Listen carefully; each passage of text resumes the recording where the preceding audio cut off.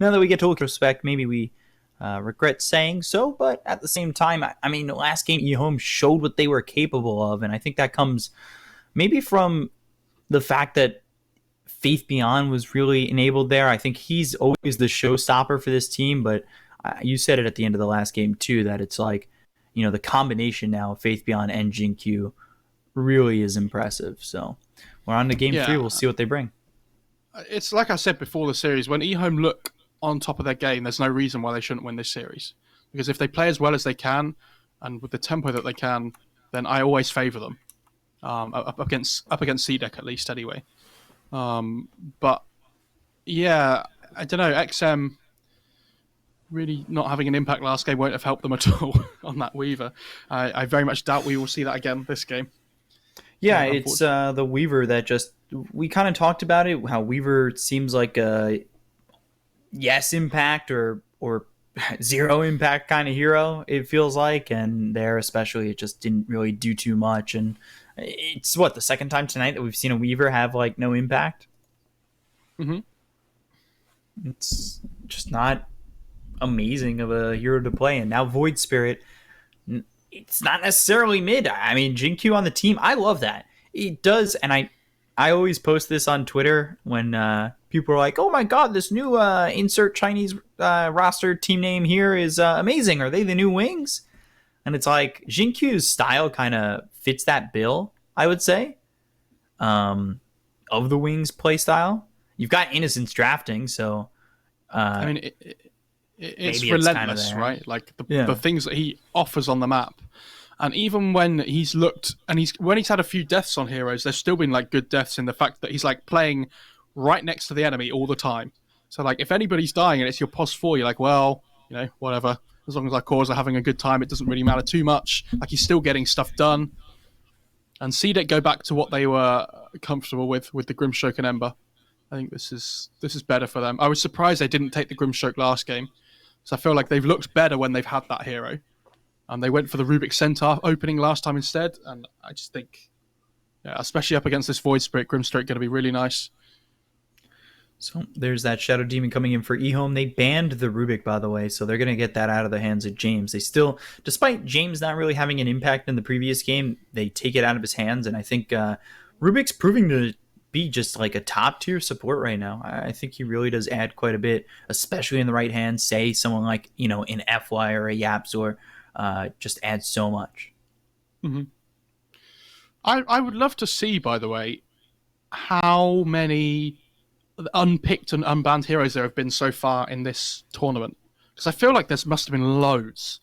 Like, it feels like we're picking from a very small pool of heroes at the moment, in like what people think is viable, and just some heroes just feel so much stronger than other heroes, and other heroes feel like they can be completely untouched because like they're either too greedy or like they don't do enough in terms of like damage at the start of the game. Especially in like support heroes as well. Feels like there's been a massively small pool. There's been 79 heroes picked or banned. So there's like 40 and that have been untouched. 67 have been played. Or picked, not banned. So not picked or banned. There's about 120 heroes, right? I think it's 118 or something. I'm not sure, but is that right? 16 or 17, something like that. Dota we're gonna get ripped up in Twitch chat for that comment, by the way. You don't know how many heroes are in the game that you cover?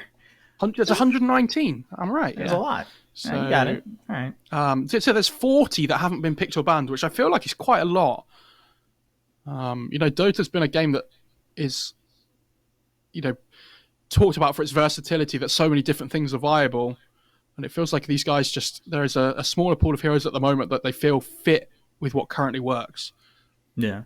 Which is, a little bit of a problem, potentially. We all like to see a bit of a spanner in the works, which is why I didn't mind that Weaver pick last game, that they're trying something different. They're 1-0 up in a series. If there's going to be any time in official games that they're willing to try it, it's going to be when you're 1-0 up. Yeah, then there's, so many leagues that are going on in the Chinese region that a lot of experimentation does happen when you're up 1-0, or even in that first game if you're willing to go that way. And Clinks is picked up again. We saw how good Jin-Q played it doesn't necessarily mean it's his. I mean, they've got 3 Jin-Q heroes picked so far for EHOME. Technically, he's played all 3. Maybe they're just going to give him shared control for everything. Oh my god. We'll see. Chinese Shadow Shaman, though. Big fan. I really like it against Void Spirit that you have some like really hard lockdown straight away up against this maneuverable hero. So like Hex and Shackle is always going to be important this game. It also means that, like, because this Ember hero doesn't push buildings particularly well, the Shadow Shaman kind of covers the weakness of him a little bit. It makes fights easy. You know, you just run in, you put wards down, you're forcing the fight yourself, right? Like, you're going to be dictating when these engagements are happening by when you put the Serpent wards down. And they don't have a particularly high amount of burst damage at the moment on EHOME to kill the Shadow Shaman off before he gets his spells off.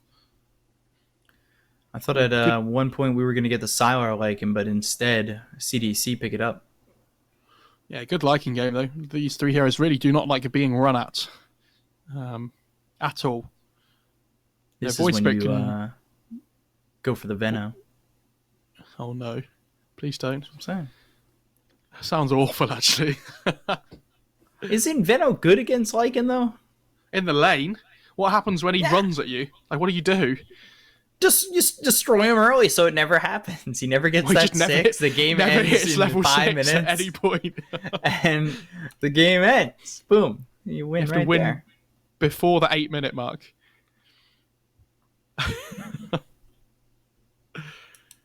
What could they pick here? A Venomancer. Mars is in the pool if they want to go for it. Or they go DK instead. Okay. All right, the safe pick. Could be safe lane DK or mid and throw the Void Spirit in the off lane. Yeah, they don't have good lockdown either. I think this is something we talked about in the first series today, that when you have these greedy supports that don't offer a lot of lockdown themselves, like Shadow Demon and Clinks, I wouldn't really call Disruption lockdown. That having these click and point stuns is really useful. So I think the DK pick makes sense, especially against like Ember as well, who's going to be, you know, really, if you don't have these click point stuns, are really pain in the ass to catch. I really like the Underlord ban, though. I think we've seen Faithbian play that once already. Was it somebody else? Was it CDEC that played it, actually? I think Faithbian has played that Underlord. He definitely has played it recently in the past tournaments that have been happening in China. It's very go-to on that. So it's not surprising that that is a ban there for CDEC. Maybe chat won't recognise. I'm trying to disguise my yawns as well. It's getting up early, not in my repertoire usually. we're you know, not enjoying it as a gamer. Take away that Beastmaster. Make sure that they don't have that Soulbind with the Primal Roar. Not bad. I think that's a good ban. Again, more hard lockdowns always good here, and it pairs up well with the Lycan in terms of the timing with the push. What? I mean, Faithbian could play Void Spirit. He could play DK. Nothing to Say feels more like a Void Spirit player to me than the others. Yeah. So I would assume it's going to be safe lane DK 2 Void Spirit, and they would pick their 3. But it's going to be. I would assume it's going to be a side laner they pick here. But any kind of core seems pretty good. Or more, sorry, not good, but likely. Or, and hear me out, safe lane DK. No. Mid Void Spirit, safe lane DK, and you need that off lane matchup. Venomancer against Lycan. Bing, bang, boom. There it is. And, you play hyper aggressive with the Clinks. Venomous Gale comes in, some Searing Arrows. You really start to knock it home early. Centaur's still in the pool. Yeah? Are they not just going to pick Centaur? Oh, they go Bristle. Okay. The green got me confused for a second. The goo, I swear I was like, I can't believe it. They listened to what I said, but they would never do that. It might actually be the worst Venom game I've ever seen. So I would have been very impressed if they picked it. Yeah. I've got to put you down. Sorry. Okay. I'll see how it is. I don't mind the Bristle pick, though. It's okay. It's another hero that kind of just sits at the front. It's going to build a Crimson Guard against this Lycan. Okay. Ooh. Interesting.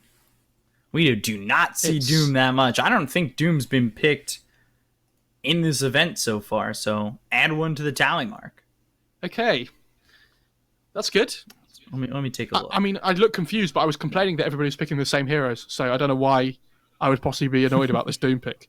If he ever gets an Axe this game, it would absolutely rip the DK and the Bristle to pieces. I hope he rushes it. It'd be great, but it is really good at like just taking the Bristle out of the fight completely.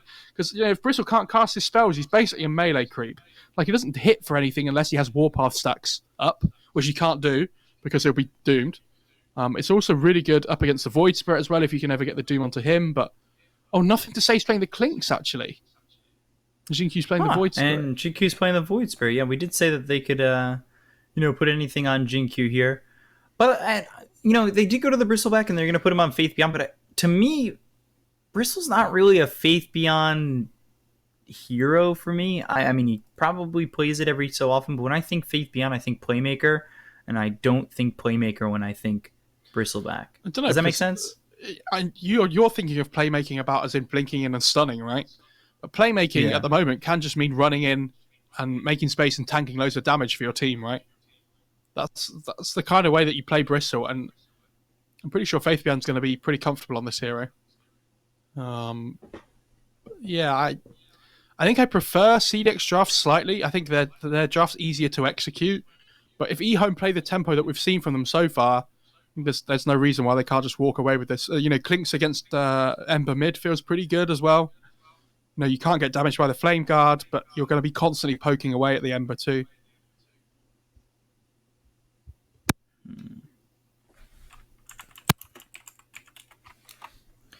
So let's see how this game 3 goes. I'm not sure how well Doom's going to do. But, we'll see. You want him to rush that Axe. Yeah. He's going safe lane so far. Yeah. They're going to put the Doom up against the Bristle. Now, that sounds pretty risky to me. But if they get a tri-lane down bot and they shut the DK down, maybe it's worth it.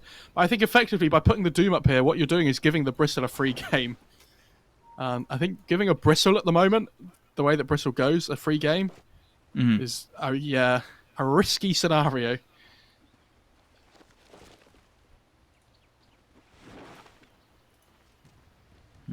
So they set up with 4 bottom here for EHOME. See what Jinkyu can accomplish. Nothing to say on this Clinks. I think, this is the first time we're seeing Clinks on a core role through this tournament. It's been mostly in that 4, if not always. Possibly. Not sure. I have the stats here. I could take a look. I think it was just played by Jinkyu 2 days ago, and then just the earlier series. I don't remember seeing anybody else. Like everybody else played this mid Void Spirit and rushed Ags first, right? Yeah. The battle begins. So disruption, Aether Remnant. James is a bit far forward, but a good stroke of fate from Victoria. That'll save the life of the Shadow Shaman. Yeah, I mean, if the DK took stun at level 1, they'd have got the kill, but his lane would have been awful. So, definitely not worth it. He's going anything just yet. He's going into the Soul Ring. Probably going to the Breathe Fire level 1, which has been the build so far for a core DK. It's been like Breathe Fire, Dragon Blood, Breathe Fire, maybe an early level in Dragon Tail, but not normally without anything else that's going to really... I think the one time we saw it, it was with a Mirana. Possibly, yeah. There's going to be a lot of action down here in the bot lane, though. Yeah, Void Spirit's going to start heading up top to try and pressure the Doom, but this Shadow Demon DK are going to get run at over and over again. Innocence might be in trouble here, actually. Victoria comes over with James, and they not only get the courier, but it looks like they'll get first blood. Ooh, the shot misses, so Innocence goes around the trees, but James, with that early 74 damage, gets the kill. He'll take the outpost, and CDEC have themselves a 1-0 lead. Yeah, he has the boots advantage as well. And he actually has 2 wards on the Shaman, by the way. They haven't got any vision on the map at the moment on the Dire side, which is interesting. Sylar. Oh dear. DK? Oh He's boy, gone. Sylar, Jesus. XM getting the kill, and now they've got themselves 2 kills in this bottom lane. I mean, DK dying that early. Sylar, it's surprising. SRF, they might be able to just go on him here. He has the... Yeah, they should be able to just kill him off. There's no way he makes his way out of this one. And Faith Beyond just throwing those quills out. They've got the help from Jin-Q to take out this Doom. I like that play by Faith Beyond a lot as well. He actually held his second skill point to see if he took Goo, whether they get the kill. And they benefit from it. Obviously, he's really low on mana now, but 100% worth it.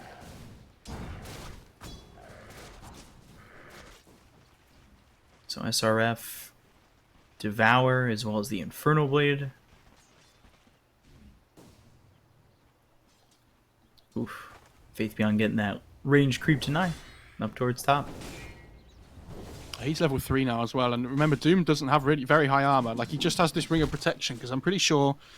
he's got 1 armor now without the Ring of Protection. So these Bristle quills are really going to hurt. And if he ever gets Goo stacks on him, like his base armor goes pretty much down to 0. Or his armor in now general, with Jin-Q here, he's just going to get pulled back in thanks to the Aether Remnant, and that little bit right there can really just make it so difficult for SRF to do anything in this lane.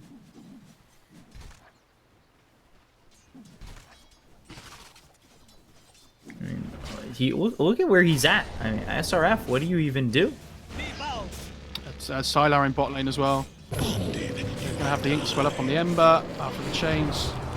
Should be able to get the kill, but Jin-Q comes bottom. Aether Remnant, not gonna matter. Sleight of Fist is there. XM gets the kill into Sylar, and now XM needs to run. Jin-Q and Innocence trying to do the damage here, but Void Spirit, Searing Chains, double kill for XM, and you've just given XM a +1 over bottom.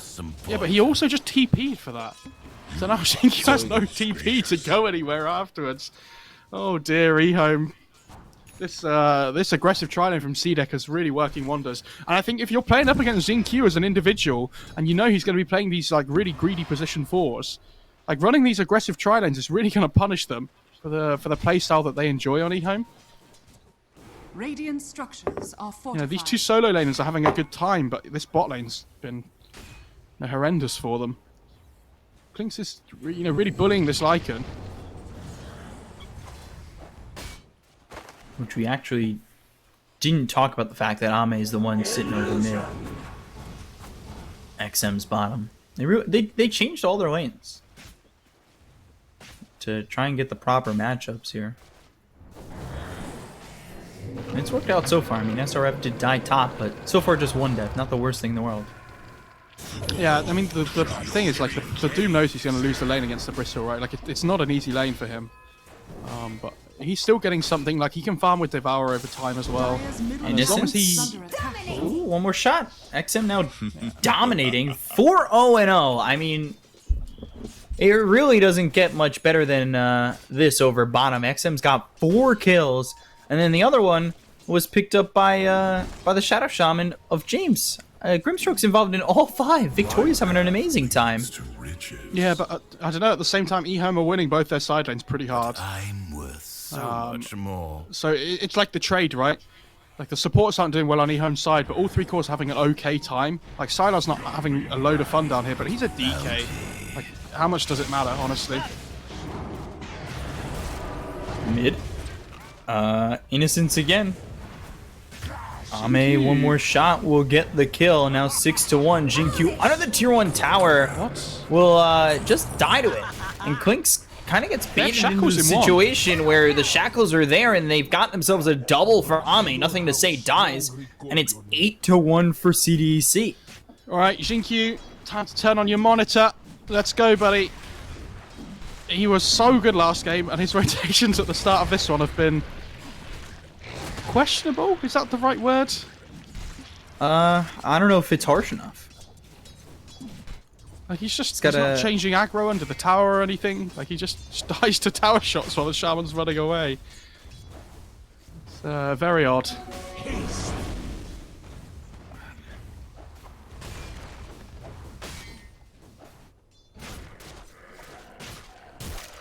This has been a brutal start. Although 8-1 is what we saw in LGD the first game, and they ended up losing that one. And it's only, you know, a less than 1,000 net worth lead again.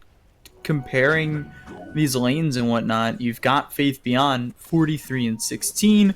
Clinks, despite the death, 38 and 14, not doing terribly. Yeah, he's doing okay. Yeah, he's ahead in experience by just a little bit over Ame. Not the worst.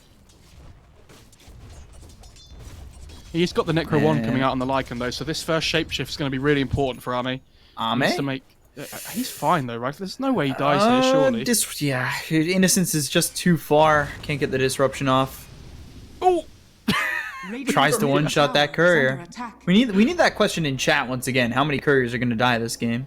Oh, if he had the Blightstone on Clinks, it would have died. Oh, no. I'll try and keep a count on how many couriers died from now, actually. Let's see if I can... Have any died yet? Justice. I don't think any have died so far, right? I don't believe so. Might be wrong. Apparently 4 died last game according to production, and 1 has died so far.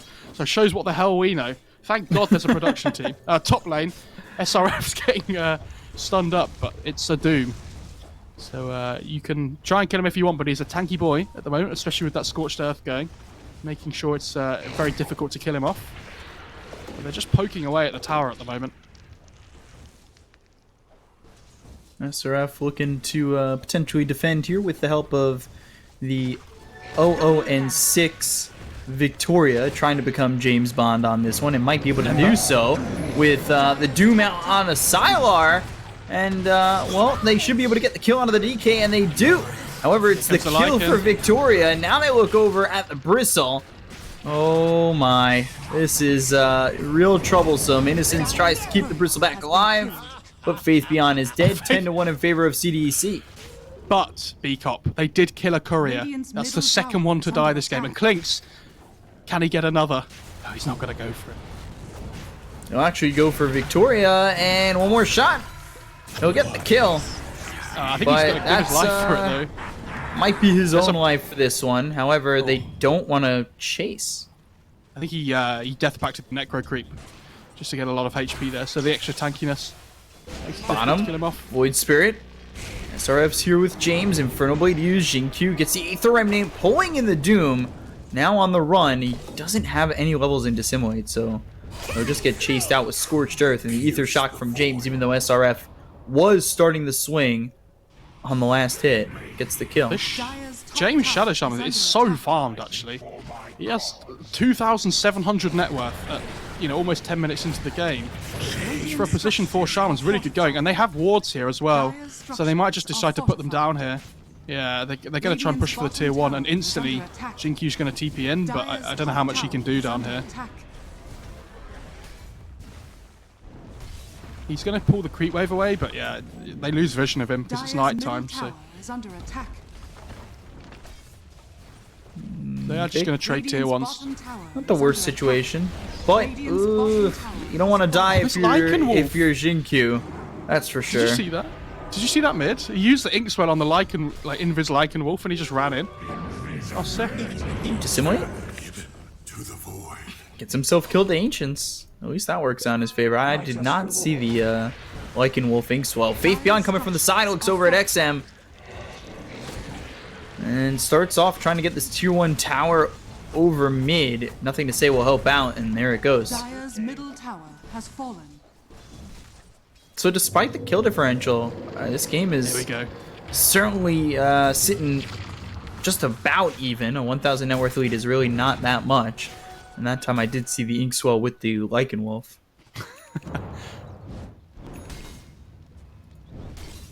That's for me. Bristle with this Vanguard, though, is to be able to tank up so much damage at this point in the game. Like, it took them ages to kill him top, and that was like 4 heroes getting him for free, right? Mango Tree. Where's he going to put that one down? Can't send it back to base. I feel like Mango Tree has gone from being something offensive to just getting laid down like right here in base. Yeah, every single time. I don't know, I sometimes still see them like put in really weird positions, but not very often now. Do you remember when it first came out and people just used to put it around the Roche pit like constantly, all the time? Yeah.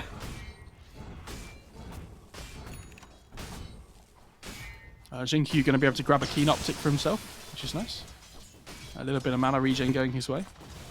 He's so poor, though. Like, if you compare the net worth of the Void Spirit compared to the Shaman, that's where a lot of the lead comes from so far this game at the moment. The difference between the fours. Because this Shadow Shaman almost has Aether Lens, and Jinkyu hasn't even finished his urn yet. That'll be fun when he gets that extra 100 cast range, has the Aether Lens, has a Keen Optic. Shadow Shaman's going to be doing things from so far away. Yeah, it feels like Aether Lens is pretty core on Shadow Shaman. I mean, it's been built on almost religiously by every single Shaman player, I'm pretty sure. You know, sometimes if you're having a really good game, you could go Blink first if you want the quick lockdown, but Aether Lens is just so valuable.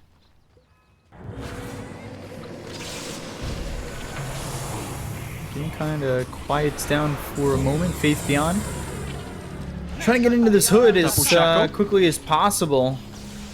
But take a look over bottom. Innocence taking a lot of damage. They get the kill into Victoria. They look over to also kill off James. 2 heroes gone on the side of CDEC as EHOME come away on top. That is Sylar finally getting his first kill there. Yeah, I actually think if he'd have saved the double Ether Shock for the Soulbind, they probably would have killed him a lot quicker. But I mean, the same eventuality happens anyway. Both the supports die, but they kill the Shadow Demon in the end. So Bounty. I don't think that's too much of a problem. They're making space for their cores though, which is nice. You know, this Doom farming up. Has his phase drums now and has the ult up, so really wants to make something happen here in tandem with the Lycan. XM could be in trouble. Medallion and the Astral Step comes across as well as the Dissimulate, but XM was right back on them with that Remnant forward. So now they turn their attention over on the Void Spirit. Look at the damage coming in, and he'll Astral Step away, but the Remnant onto the high ground. XM gets the kill. They throw the Phantom's Embrace onto Innocence, so he'll need to start to run. But again, XM moving forward gets the Searing Chains out. Double kill there for the Ember. James has been so on it this game. It's been awesome. I can't build him up enough. XM as well, not being afraid to get involved in fights, and he's about to pick up the Spirit Vessel as well. They're going to pop the Lycan Shapeshift bot. Can they find the DK? Oh, he's got the Shadow Amulet. So manages to get out. So still just that slight lead as Faith Beyond continuing to farm up immensely. Looking to finish off Treads and go into the Heaven's Halberd. After that is the DK of Sylar, who's going Shadow Blade. As you saw, he already picked up that Shadow Amulet. This Clinks, though, he's basically going a quicker Jinkyu build at the moment. Medallion into the Desolator. Lycan, Aether Remnant. Can they get the kill out onto the Lycan? They've got the Doom now, but there's a disruption coming through from Innocence. They get the kill on the Ame, and the Wolves will take out Nothing to Say. So Innocence, he dies. The sentry was down, and now they look over at Sylar with the damage of the Spirit Vessel, as well as the rest of the team. They get the kill on the Sylar, and that's a third for CDEC. So finally, a big engagement there between both sides, and CDEC come away victorious. Yeah, great Doom by SRF. Instantly goes in onto the Clinks straight away. And fantastic Inkswell as well. Yeah, just that as soon as the Clinks came out of the disruption, he just gets blown up by the Inkswell. That's great. And again, because James has so much net worth with the Aether Lens, like he's just there with the follow-up straight away.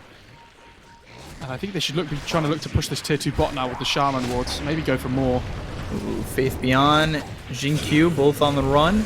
Searing Chains, they've got the Hex, they commit the Serpent Wards, Inkswell with the Shackle, no way out for Faith Beyond. And Sylar shows up, but he could potentially show up just to die. I say that, but SRF goes down. They've got themselves the Soulbind. They're both hexed up, and I said Sylar might show up just to die, and well, he does end up giving Jinkyu a kill, but it's a triple kill for James. Oh my, 7-1-9 for this Shadow Shaman. This guy's holding like so hard, actually. But at the same time, like this Vessel timing from Ember Spirit has helped them so much. Do you remember if we go back to game 1 of this series, we talked about how CDEC dictated every single fight and when it would happen, right? Like all their item timings dictated exactly why each fight went the way it did. Shaman gets Aether Lens and they win a couple of fights afterwards. Ember gets Vessel and all of a sudden the DK and the Bristle just die. It's like perfect for CDEC that as soon as they pick up these items, they're transitioning them into one fights again. Instantly. They are dictating the fights not just by the items, but also James is just like going in and he's saying, I'm going to drop my spells. You know, what are you doing about it? And Radiant's bottom if the tower Clinks is isn't under ready in the attack. position, then it can be really difficult. XM under Faith Beyond's nose. Inkswell goes down and stuns up the Bristle. They've got the Shackle. The Spirit Vessel's on him. He's also been silenced. Sylar goes into the Elder Dragon form. They look over at James, and this is a big bounty for them to grab if they can just get the kill into the Shadow Shaman, but he backs away in time. James thinking about going back in. Look at where he's standing. He's ready to re-engage, ready to help out some more. He throws the Ether Shock on the Xingqiu. XM gets the final blow onto him, but now Doom is out, and they've muted up this Bristleback. He is in so much trouble, and so is the rest of the side of EHOME. The Remnant in from XM, they get the kill on a Faith Beyond. SRF gets credit for that one. The Stroke of Fate hits on Nothing to Say. Look at these Lycan Wolves as well as the Necro Creeps. They get the kill on Innocence, and they're going to take the entire team out. They've killed off Nothing to Say, and all that is left is Sylar, and he has to sit behind the tier 2. He cannot respond to any of this. Yeah, they're just playing so aggressive on CDEC. This Ember's just everywhere, all over the place at the moment. It feels like he's using his spells perfectly every single fight. Constant roots, constant vessels coming through. And between, the Ember and the Shadow Shaman, they're dictating everything. Like, these Ink Swells are amazing as well. How many times did we see, like, people not maxing Ink Swell on Grimstroke this tournament? And it felt so lackluster. But when you have the ability to just shove this Ink Swell on your Ember, and he dives in for you, it feels amazing. Like, the amount of damage that comes out from that spell is unbelievable. And they have played this so well, where they have kind of shut down Xingqiu, and not only shut down Xingqiu, but they are shutting down this entire EHOME side. They're up 6,000 net worth. They've got 3 times the kills. I mean, everything is really just rolling for CDEC. It's disgusting. I still think the first Rosh is going to be really important for both teams, though. Like, if the Lycan can get it on himself, like they give it to the Ember, for example, maybe instead. Like, I think that's going to be a huge deal for CDEC. But if this, Bristle and Clinks can somehow sneak into the pit and steal that one away, I think it kind of slows down the speed of the game that CDEC can play. Radiant's middle tower is under attack. They're searching. They won't find anybody, though. Sylar committing to the Elder Dragon form. He'll just farm up with it. Meanwhile, let's look at where Ame is. He's going into a Silver Edge. He's got the Shadow Blade finished. He's got the Necro 3. Interesting pickup there for Ame. Yeah, I don't mind that, though. I think it's okay. Like, if you want another way to deal with the Bristle, like the Silver Edge is good. I just don't think there's an item that he necessarily needs too much at the moment. Like, he probably would have gone AC if it was a harder game, but it's not, massively important here. I think the Silver Edge is a lot more valuable than the AC here. And again, same fights. Shaman drops the wards, dictates where the fight's going to be, what's going to happen.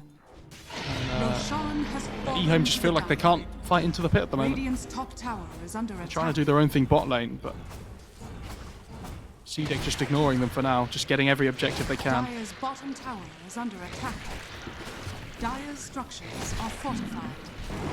Radiant's top tower is under attack. So just continuing to extend this lead. They look over the tier 1 tower. They get that as well.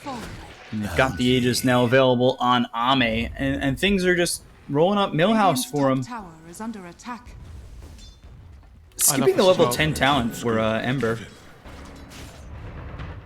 Just maxes everything out and then just goes to the level 15 talent. They find Sylar, Side of Fist, Searing Chains comes through and just... Oh my gosh. The damage is so fast, so quick. There's no response from Sylar at all. They're going to commit to the tier 2 tower over bottom. They've got those tier 2, got those 2 towers, but... I mean, is that worth it? I don't understand what Sylar's trying to do there, though. Like, there's 4 heroes pushing bot lane for the Radiant side, and nobody's responding to it. So where do they think the heroes are? There's no reason Sylar should be mid there. Uh-oh, Bristle again. Shackled Spirit Vessel.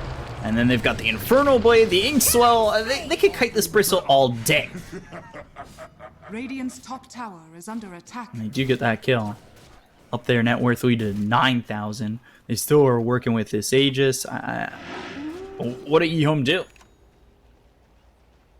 Stuff, isn't it? The heroes are relatively static as well, apart from, the Clinks and the Void Spirit. Like, DK and Bristle don't really rotate massively well.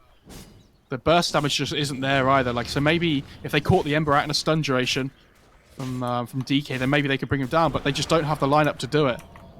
It's just not there. And Sylar's going to Shadow Blade in here. So let's see if they can kill him 100-0. Ooh, 8th Remnant's there. Good job. 10 times streak. They actually managed it. I'm really surprised. I mean, I was just saying I didn't think they could, but really impressive. Why am I here, actually? I just lied the whole time. I'll go get Neff. Yeah. It's okay. Oh man, I mean that's putting everything together there. You know, having the stun, having the 8th Remnant, making sure you drop down the burning army as well. Oh, like it now. They might just start falling here one by one. AME? Hello? First life goes down, but you look at how quickly Jinkyu's taking damage. They've got the Serpent Wards down to get around, nothing to say. So a lot of rotations coming in from CDEC, a lot of answers here to chase down, nothing to say. Get the kill there. Shackle out on the Faith Beyond. He needs to start to run. Can he get a full escape from this? Ember's They're going to TP over the Ember, and now they've got the Hex from such a distance from James. That should be more than enough to get the kill here on a Faith Beyond. They've got the Shackle to follow it up, and yes, they will take his life. To be honest, though, a decent fight from EHOME. The fact they only managed to lose 2 there is really impressive. I thought it was going to be worse, honestly. But yeah, with the Bristle Dead, they're going to be able to take this mid-tier 2. Nothing really stopping them here. And Ember has his BKB now as well. As if he wasn't scary enough before. Dire are scanning. They go for the tier 2 tower mid. Nothing stopping them. Tower is under attack. Radiant's middle tower has fallen. And Lycan is going back for the AC now, by the way. I think he realised after he got torn apart by the Clinks with the Desolator Medallia that he should probably build some armour.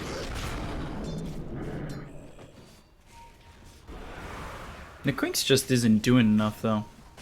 And it's not entirely his fault, but James just has not been a way to do anything. And yeah, James goes in with the Hex. He's got the Searing Chains out onto this Clinks. Nothing to say, drops down the Burning Army. Isn't going to be enough. The BKB comes in from XM. They've got the Soulbind as well as the Doom on to Sylar. They've slowed him up with Stroke of Fate, and AME will give chase. The Burning Army doing a good amount of damage, but it's not going to be enough without the rest of the team. They've got themselves the Shackle as well as the Disruption coming in from Innocence to try and keep Sylar alive, but he's on the run and he ends up dead. They also got the kill on the Jinkyu earlier. They'll take out Faith Beyond. This looks like the beginning of the end, as it'll be a 4th kill here for CDEC. And I wouldn't be surprised if EHOME sooner or later just called GG, especially after this kill on Nothing to Say. They bought back on Bristle, but what will they get from this? And the break, James, they buy back, and now they look over and he just bought back. Faith Beyond's just dead. Okay, they don't really care about any of the items that this Bristleback has. Well, just Faith Beyond just accidentally ulted in twice here. He might pay the price for it, I think. He silenced XM, trying to stay alive. Infernal Blade hits on Innocence. Finally, XM goes down, but Jinkyu will die, so will Innocence, and everybody's dead once again. But finally, Sylar back alive once more. To be fair, you know, they kill the Ember. It's probably worth it for losing their 2 supports. Is it worth the buyback, the one Innocence? Gold-wise, it says no. Probably not, but, you know, he'd already used the buyback when they got the kill, right? So, worth. Is this Ags for Doom coming out? Yes. It's BKB, right? But I assume he's finished the Ags pretty soon. Yeah, he's got the Ags on his courier, I believe. And it's coming up from the secret shop. Oh my god. As if DK and Bristle were already, like, they were like, oh, don't worry, guys. At least, like, it could be worse. We've just got our BKB on, you know, on the DK. Should be fine as long as I can get it off. All of a sudden, like, Doom comes in with a break and a 1.75 second stun. And they're like, oh, never mind. And Bristle's just completely out of the game now, if he ever gets Infernal Bladed. So they have a Silver Edge on Lycan. They've got an Ags on Doom. Radiant's bottom Oh, that's tower so is farm, under attack. honestly. It's really nice to see this Doom working well, too. I wasn't sure whether to have faith in it or not, but SRF's played a fantastic game. Especially because they have the Grimstroke as well, right? Like, they have the double Doom potential, so... kind of, like, boosts his value. Where it jumps James back into the again. meta. Yeah, has the Hex, they have the damage, there's the Infernal Blade, they take out Nothing to Say, SRF gets credit on the kill there. It will kill Victoria's courier, but it won't matter. Jinkyu dead as well. And SRF's got himself a double kill. This Shadow Shaman is 9, 3, and 20. Oh. I've not seen many better Shaman games than this. And he's got the wards that he can pop down here as well. Level 16. Not quite level 3 wards now yet. That's 29 kill participation. I raise you a 2-2 and 29 Grimstroke. True, yeah. But he just has to cast Ink Swell on somebody. It's more difficult for Shaman. Who just has to cast Ether Shock. Yeah, but that's different. They're not all, you know. It's different. Don't take this away from my boy James, alright? With a keen optic, Aether Lens, and he didn't actually take the 100 cast range. He said, I've got enough cast range. He took the Hex cooldown. 3.5 second duration, 9 second cooldown is pretty crazy. Yeah. And they're just going to keep going. It's like an absolute rips Why through buildings. Stop? There's no reason to. They have Soulbind Doom up still as well. And they probably clicked the Doom and been like, oh, he has an axe. Oh dear. Hex comes through on Jinkyu. They take him out immediately. The Soulbind, the double the double shackle, and Innocent Sylar go down. GG is called by EHOME and CDEC. Well, they take the series. I mean, they look so impressive this game, CDEC. You know, I said coming into this that I thought EHOME would be the favourites, but in game 1 of 3, the games that they won, CDEC looked so on top. Like, I think James, remember in that game 1 where he had the Rubik and he was stealing the Oracle ult, the Roar, like he was doing so much. And in this game 3 as well, he dictated the whole tempo of the game along with the Ember. They looked awesome, CDEC, in the games that they won. Obviously, EHOME looked, you know, good in the game that they won as well, but I think CDEC realised that they needed to match the aggression and the tempo that EHOME were putting out, and they definitely did that in game 3. And wow, some interesting plays by EHOME at the start of the game. I think that Void Spirit from Jinkyu having some issues with his monitor being on and off. Yeah, 11 deaths. But to be fair, you know, I feel like apart from this game, every other game we've seen him play, he's played relatively well, right? Like, this is the first time I've said I think he's had a bad performance, which